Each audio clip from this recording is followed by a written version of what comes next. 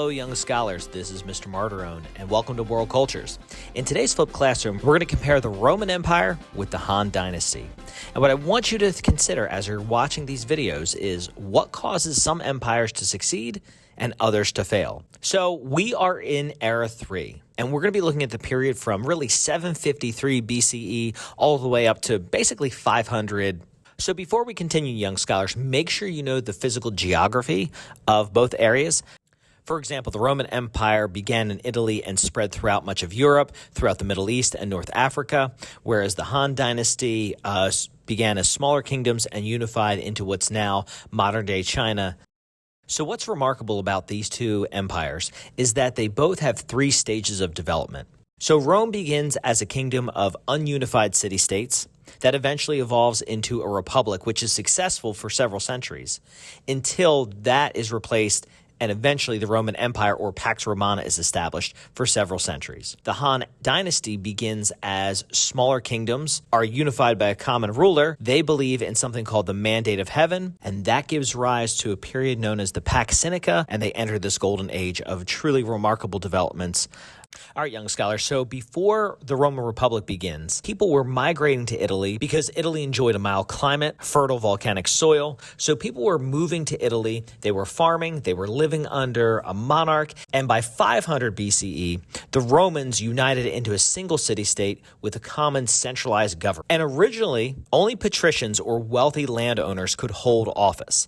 A group called the plebeians were excluded, and the plebeians were farmers, they were craftspeople, they were the commoners. But eventually, after 200 years, by 287 BCE, the plebeians earned and secured the right to vote and participate in government. It's at that point that the 12 tables were established, and this is Rome's governing document. And as you're about to see, the United States models much of its government from the Roman Republic, including the idea that all citizens are equal under the law, all persons are innocent until proven guilty, and a person should not be punished for what they think, the idea of free speech. Because the Romans looked at the example of direct democracy in Athens and saw the flaws and saw how it didn't work. They knew that a republic would be a much more beneficial system of government. So how exactly did the Roman Republic actually work? So two consuls were elected, and one was a patrician from the wealthy class and one was a plebeian from the commoners class. And beneath them, there were 300 senators and 10 tribunes. Out of the 100 senators, 150 were the patricians and 150 were comprised of plebeians. So again, the Romans are balancing out social classes within their government. And both the senators and the 10 tribunes all answer to the General Assembly. So the idea that the common person is represented in the Roman Republic really holds true. And as a matter of fact, you can see the models of American republicanism in this system. Today, instead of two consuls, we have a president, we have a House of Representatives, which represents the people, and the United States Senate is directly derived from the Roman Republic. We have 100 senators, 2 senators from each state. The Romans had 300 senators, 150 from each social class. So not everyone was represented in the Roman Republic. Slaves were usually conquered people from wars of the Roman Republic, and they were often treated very harshly, and they did not have a say in government. Additionally, women faced tremendous discrimination. They were not considered full citizens. They could not vote. We have to look at the whole story. We have to look at who was allowed to have a seat at the table and who was excluded from participating in government. So for 2 centuries, the Roman Republic thrives and does very well. The stage is now set for the arrival of Julius Caesar, arguably one of the most famous figures of the Roman Republic. So Julius Caesar becomes the sole ruler of Rome in 46 BCE. And his accomplishments were profound. He unifies the army and navy. They become more efficient. More people were offered citizenship. He improved the tax system, and he develops a more accurate calendar. And these are all things that are remarkable innovations for the Roman Republic. Unfortunately, as he takes more and more power, he wanted to make himself dictator for life. Usually a dictatorship in the Roman Republic lasted about 6 months to throw off an invader. Julius Caesar wanted to become dictator for life. The Senate thought this was a terrible idea, so they all bound together, and on the Ides of March 15th of 44 BCE, Julius Caesar was murdered on the Senate floor. And following his death, a civil war ensued over who would take control, and effectively, this marks the end of the Roman Republic and gives rise to the Roman Empire under Octavian. But the big picture as we zoom out from the Roman Empire is some of their notable accomplishments. So for 200 years, they enjoyed what's called the Pax Romana, or the Roman peace. And during this period, people were very comfortable living under an authoritarian ruler.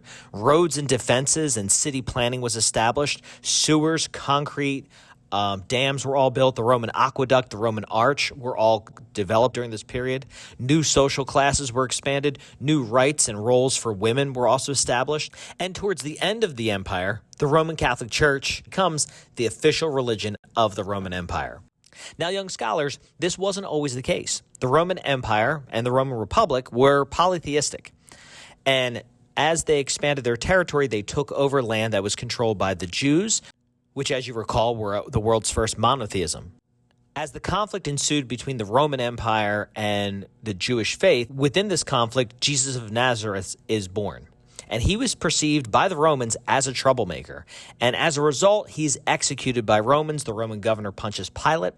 And for the next several years, the followers of Christ, his disciples, are known as Christians, and they're running around the Roman Empire fleeing from persecution. And in doing so, they begin to spread Christianity around the Roman Empire.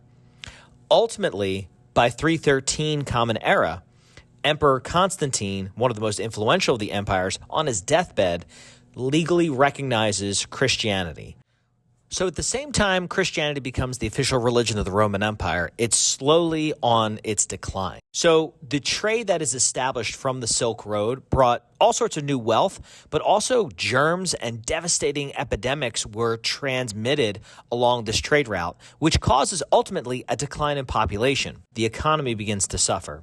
Additionally, Rome suffered from environmental problems. Rome exhausted a lot of its natural resources, which led to deforestation, and overgrazing of land led to erosion of soil, which made much of the land that was once fertile completely unusable for farmers. And the final reason why the empire fell was challenges from abroad. The empire simply became too large to defend, and what we're seeing is Germanic tribes from the north slowly began to invade and rip apart the Roman Empire. And ultimately, it breaks into two, and the golden age of Rome, the Pax Romana, comes to an end. And in Western Europe, they enter what's known as the Dark Ages, or officially kicks off the Middle Ages around 500 CE. All right, young scholars, but if you need to go back and watch this video, go ahead. Make sure you get all your notes. As always, if you have any questions, comments, or concerns, you can always email me or post on Google Classroom. Until then, I'll see you in class.